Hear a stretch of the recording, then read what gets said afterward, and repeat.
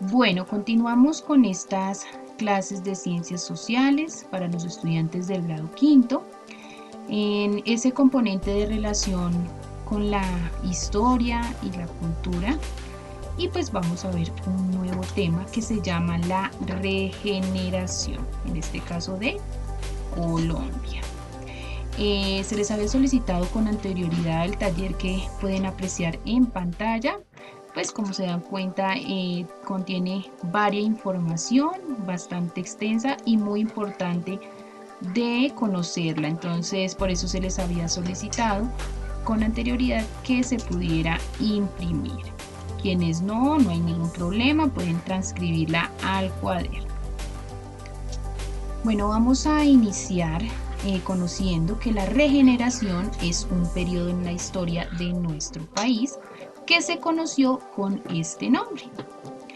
Bueno, recordemos un poco que después de la independencia vino el periodo de la Gran Colombia, después esa etapa donde se disolvió la Gran Colombia, aproximadamente desde 1930 hasta 1950. Vamos a iniciar con la lectura y ustedes deben de ir conmigo para aclarar dudas sobre algunos términos y situaciones. Los liberales gobernaron entre 1863 y 1886. En los últimos años se presentó una baja en las exportaciones y el precio de la quina presentó descenso. Esta situación generó una crisis en la que se vieron afectados varios sectores de la economía y la sociedad. Entonces aquí ya se habían creado los partidos políticos y los liberales gobernaron en esta época. Ante esta situación, los opositores del liberalismo, es decir, los conservadores y la Iglesia, promovieron la idea de reorganizar el Estado y modificar las leyes e iniciar una etapa de reconstrucción nacional, dando paso a un nuevo proyecto político, ideológico y cultural, al que se le llamó regeneración, que planteó una serie de cambios como eliminar el federalismo. Todos estos cambios fueron plasmados en la Constitución Política de 1886.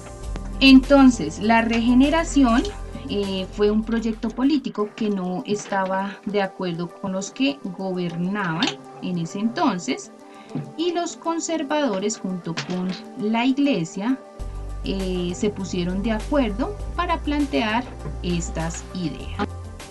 Entonces observemos qué pasó con esa Constitución de 1886.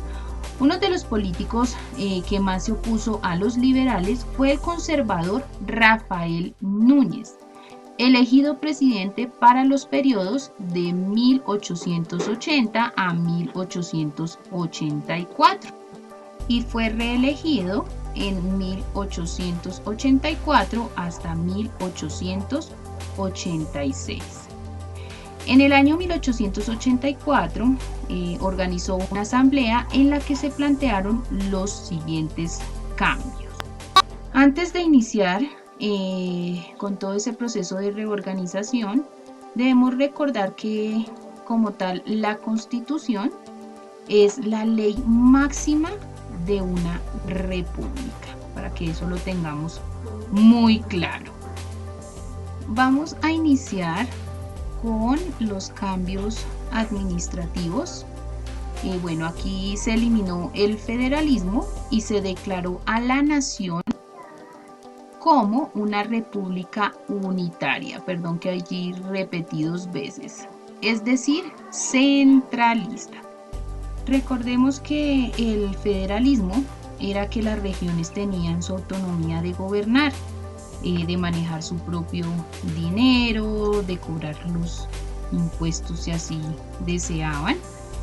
Pues bueno, en esta constitución dijeron que no, que debía ser una república unitaria. Demos paso al siguiente cambio, en este caso militares. Bueno, aquí se creó un solo ejército nacional Recordemos que anteriormente con el federalismo existían ejércitos por regiones, pero aquí ya se empezó a implementar uno solo, un solo ejército nacional. Demos paso entonces al aspecto de cambios presidenciales. Al presidente se le dieron grandes poderes, como de nombrar a los magistrados, gobernadores, y se prolongó su periodo de 6 años. Es decir, que después del 86, pues los presidentes quedaron con estos cambios. Pasemos entonces al aspecto de religión. La religión católica fue considerada fundamental y protegida de manera especial y se le dio poder para que organizara la educación pública. Entonces, en esta constitución,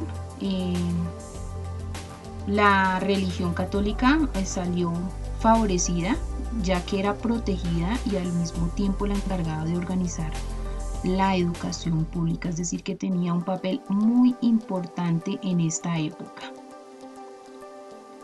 Pasemos al aspecto de electorales, de elecciones, de votos.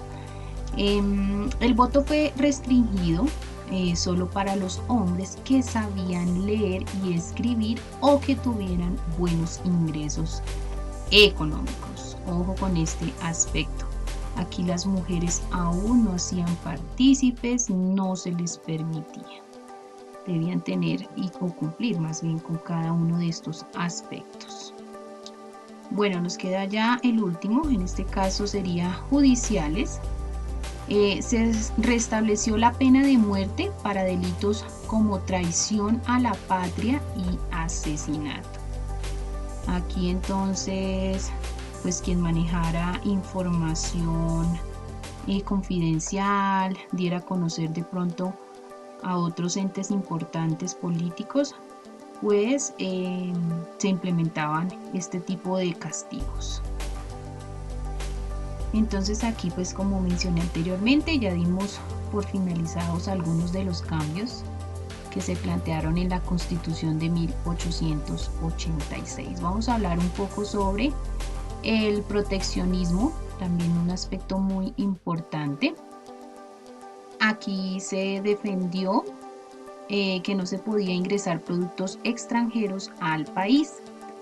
Se elevaron los impuestos a los productos que se importaban y de esta forma se buscaba fomentar la industria nacional y aumentar los ingresos para las rentas del Estado. Sin embargo, todo esto fracasó porque no se mejoraron las técnicas de producción, ni de transporte, ni de vías de comunicación. Entonces, se estableció una protección y se pensó que colocando ciertos tipos de impuestos, por decirlo de alguna manera, claramente a los productos extranjeros, se iba a mejorar, pero fue un total fracaso por todos estos factores que se mencionaron al finalizar. Bueno, y aparecieron unos opositores de la regeneración. Los poderes otorgados al presidente llevó a que se tomaran medidas extremas contra las personas que criticaran al gobierno. Por ejemplo, se condenaba a toda persona sospechosa de conspiración. Conspiración quiere decir que organizaban reuniones a escondidas en contra de los gobernantes, siempre haciendo como la oposición. Se prohibió la reunión de más de 3 personas en sitios públicos y se persiguieron a los liberales. Toda esta situación condujo a la creación de un movimiento de oposición al gobierno conformado por liberales, conservadores y artesanos, quienes exigieron eliminar las leyes establecidas para perseguir a los opositores del gobierno. ¿Listo? Al gobierno, exactamente.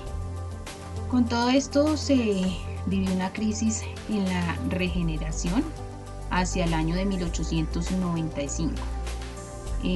donde la situación política se agravó. Los liberales se encontraban relegados. Relegados quiere decir que no los hacían partícipes, que los dejaban a un lado, ¿cierto? Y parte de los conservadores estaban divididos, pues no todos apoyaban las medidas represivas impuestas. Este ambiente generó que surgieran grupos guerrilleros opuestos al gobierno conservador. Entonces, observemos que siempre ha existido personas que no están de acuerdo. Bueno, observemos algo que sucedió después, llamado la Guerra de los 1000 días.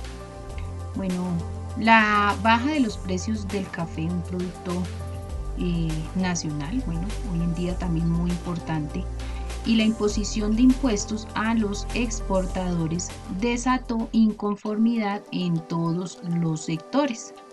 Esto provocó o inició una guerra entre 1899 y 1902 de los partidos liberal y conservador. Es decir, aquí entre nosotros mismos nos peleamos. A esta guerra se le llamó, valga la redundancia, Guerra de los 1000 días.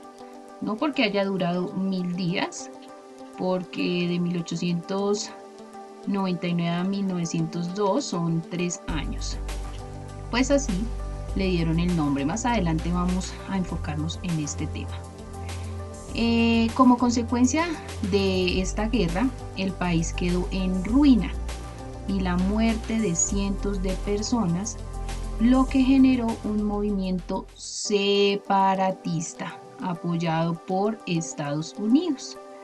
Y así fue como Colombia perdió el territorio de Panamá.